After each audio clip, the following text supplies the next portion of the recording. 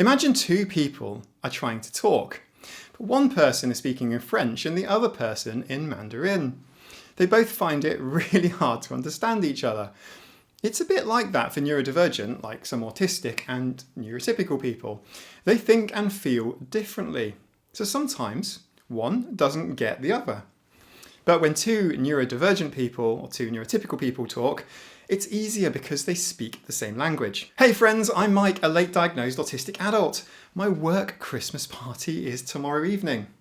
And I'll be in a room filled with people. So today seems like a great time to share with our lovely growing community here on YouTube my easy, actionable tips for how to socialise with neurotypicals. These tips might sound a little bit like masking because that's exactly what this is. When autistic or otherwise neurodivergent people interact with each other, it's often a completely different vibe. Listening to each other monologue about our favourite topics is like swimming through a virtualised random Wikipedia party sometimes. No judgment to stims, appearances, eye contact, body language, or a typical, neurotypical, shallow back and forth conversation style. It's not necessarily true that all autistic people are introverted either. You could be an extroverted autistic too, who enjoys parties even if they struggle. A bit like me, learning to drive and passing on my 5th attempt at the driving test. Socialising with neurotypicals isn't easy.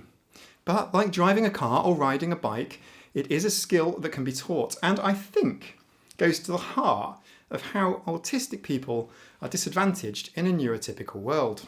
I don't have all the answers, but I do have some, perhaps enough to sharpen your social swords to get you through any social engagement in one piece. Quick pause. This is me some years ago giving a lecture on social engineering to cybersecurity students and finance sector staff. Teaching social engineering from an autistic person? Surely that's like a cat trying to teach a dog to bark. I think it's funny looking back on this event, like through an autistic lens. I mean, why should you listen to an autistic person give tips on how to socialise with neurotypicals? Surely everyone knows that autistics famously don't understand social cues. Well, the simple reason is that we intellectualise our social interactions. Our brains tend to focus on details, and unfortunately this means that our detail-orientated brains tend to appear slow sometimes or disinterested in the fast-moving but essentially really shallow, typical neurotypical conversations. Having social scripts is one thing, but how do you know what script to use and what do you put in them? So, these are the rules that I've been using in social situations.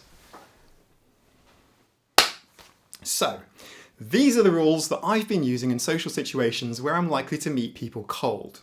That is, without having met them first, and with an implicit requirement to get along. You're welcome to copy mine, amend them, and use them as you wish. So, charge your social battery, and let's start. Preparation tips. You can't expect to become a social ninja without first training for the fight. Take a few minutes, up to half an hour, to practice in your home or place you feel safe. Do this. This is your social small talk dojo. Get out your phone notes app and follow along. Prepare a wide introduction script that gives multiple aspects to hook on. For example, here we go. Hi, I'm Mike and I live in the countryside with 12 cats, 3 dogs and 2 peacocks. I like the quiet. It helps me concentrate on my programming work and on my YouTube content. Did you notice what I did there? I gave several topics to the other person. If any of those topics resonated with them, they can follow up or ask questions. Now, homework. Write down these 2 sentences in your notes app and change them. Amend them to be about your own interests. Be sure to include a general location like the country or city that you're in, and at least 3 or 4 topics that you're comfortable with. This is so much better than hi, I'm Mike, and I like animals. Try to resist monologuing, 2 sentences only, no semicolons. Practice a few sports-specific lines. Now, sports fans are everywhere, and they are often the loudest and most vocal people in any group. I always hear boss music in my head if I see that loud person moving my way, ready to engage me in a sports-related verbal confrontation. It's some sort of sporty boss fight. Now, if you find these encounters difficult, put these tips in your notes app on your phone and read them out a few times before you go. When I was at school, all the boys talked about football constantly, and there were always responses that sort of soothed or deflected the encounter. I have no interest, as you might hopefully you can't tell. It's not so obvious. It's always sports. As a man, it's always football as well, or soccer for my American audience. As a man, I found the same patterns work. And best of all, they work for every type of sport. Oh, tip 1.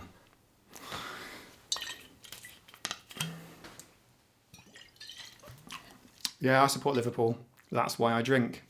If you have an alcoholic drink, I don't drink much, by the way. This bottle has lasted me about 10 years.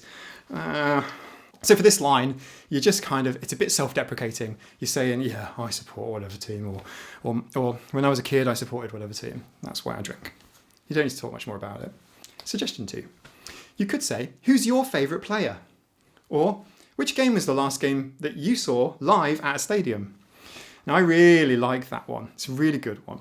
Since there is a decent chance that the other person's pretending to like sports more than they let on. And they may now have to admit that they've never actually been to a game. Or it was so long ago that they can't remember any details. If so, they'll change subject nearly every time. Believe it or not, neurotypicals, especially men, especially British men, love to fall back on sports, especially football small talk. Now, I find autistic people to be quintessentially honest, so it's unlikely that you'll want to play along. But if you do, vapid phrases like, that game could have gone either way, or, I've seen them play better, like they did back in their glory days.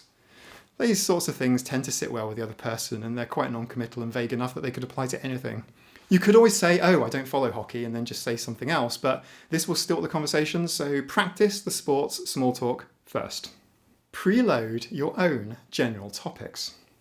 Think of 2 or 3 safe, neutral topics before attending a social event. So, these could be, what plans do you have for an upcoming holiday? What are your favourite foods, like for example, during the holiday season? Or what popular TV series is everyone watching? I remember when Game of Thrones premiered, that first season, everybody was talking about it. Fantastic, nice, easy, and it is okay to have these go-to topics as a safety net. It's fine, everyone does it, but not everyone practices it. This next tip is so powerful that it feels like a cheat code. It's even in Dale Carnegie's How to Win Friends and Influence People. You get them talking about themselves. Now, you're probably already good at this. It is kind of mild fawning, but it takes the pressure off yourself. People love talking about themselves. In How to Win Friends and Influence People, Carnegie emphasises that most people enjoy talking about their own interests, experiences, and achievements. By encouraging others to talk about themselves, and here's the key point, you have to show a genuine interest in what they say, you can make a positive impression and build rapport. I've even had these conversations with people lasting up to an hour, where I've said or been asked nothing about my own personal life, but the other person has greatly enjoyed their time and felt like they'd made a friend. They've even said this to me in the past. It is bizarre how well this works with most neurotypicals, and it will make socializing feel less daunting. So, this follows on neatly to listening skills. Now, generally speaking, this involves nodding. A small nod, and you're nodding in agreement. Not that you agree with what they're saying. You'll see this a lot on TV in interviews. TV news channel interviewers do this a lot. They'll be nodding along while the other person is talking, and they could be saying some quite horrific things. It's neurotypical sign language for, please continue talking, I'm extremely interested in what you're saying. Now, eye contact can help, but it's not as important as other body language skills.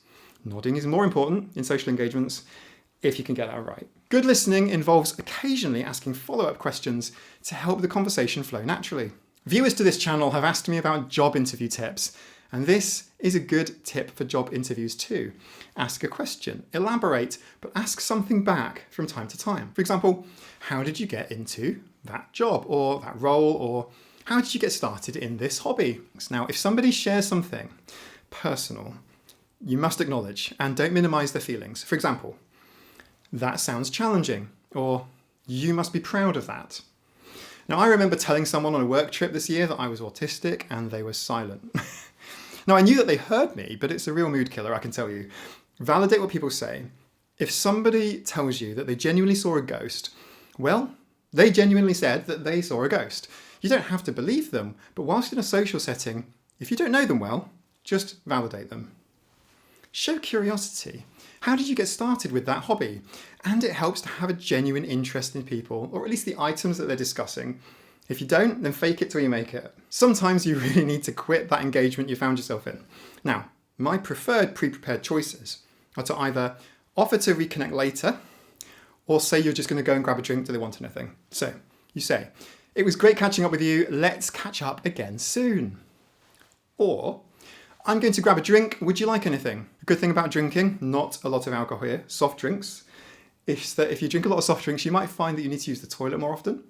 This, my friends, is a feature and not a bug. You use bathroom breaks as an opportunity to break, get some quiet, check your phone, use stim jewellery, whatever helps, if you need to. Or use a time constraint. I just realised that I need to take a phone call in a few minutes. Sometimes this isn't strictly necessarily true, although sometimes I might actually schedule something so that there really is a hard stop. Body language basics. How do you tell when the person you're talking to is disinterested or wants to exit the interaction? Now, if you're standing, the other person's feet, really good clue. When someone's disinterested, they tend to point their feet away off to the side, and this can be an early warning. Deploying the "I'm going to go grab a drink, would you like anything?" is a really useful exit strategy at this point. Someone that's fidgeting is a clue, which often kind of gets misinterpreted when neurotypicals interact with neurodivergent people, like autistics. Fidgeting can be a clue the other person's feeling uncomfortable and wanting to end the conversation for now. Now, if you're sitting down, also, someone that's looking around the room frequently, it's another big clue, especially if you and your conversation partners are sitting down.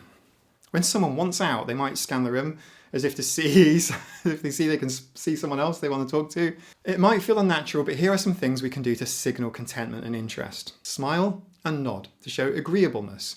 Remember what we talked about earlier, those pesky news and documentary interviewers nodding away? It's a silent, tacit signal from the nodder to the person to continue. Doesn't necessarily indicate agreement, so don't worry about that.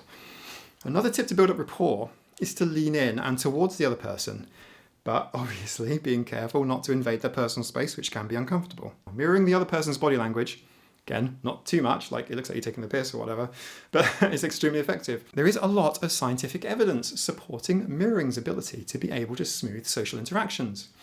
Mirroring energy levels, body posture, the pace of their speech, it all helps to build rapport. In a study by Chartrand and Barr, 1999, I think it was, this was called the Chameleon effect. And this mirroring is linked to increased likability. Don't do it to the point where someone might think you're taking the piss, but incorporating some mirroring is extremely helpful. As an autistic person, I've spent my entire life mirroring others and copying and studying and learned behaviours. It's almost hard to know where I start sometimes and where the elements of other people begin. Don't cross your arms. Don't maintain eye contact. Constant eye contact can be intimidating. Avoiding it entirely can come across as disinterested or untrustworthy. You need to strike a balance. Don't check your phone or your watch. It looks like you're not fully engaged in the conversation. And try to use open hand gestures rather than closed ones or pointing. Of course, these tips are aimed at those who are autistic and in the Western world. Some body language is different culturally elsewhere. Always check your local customs before deploying body language. Feel free to rewatch parts of this video, and you're welcome to copy sections verbatim for your own use. Click one of these boxes to watch my video on the problem of autistic masking, and don't forget the Tea and Tales Book Club livestream starts on this Saturday at 7 p.m. GMT, that's London time. It'll be different wherever you are. This video has been brought to you by the Ginger Ninja. See you all soon. Bye.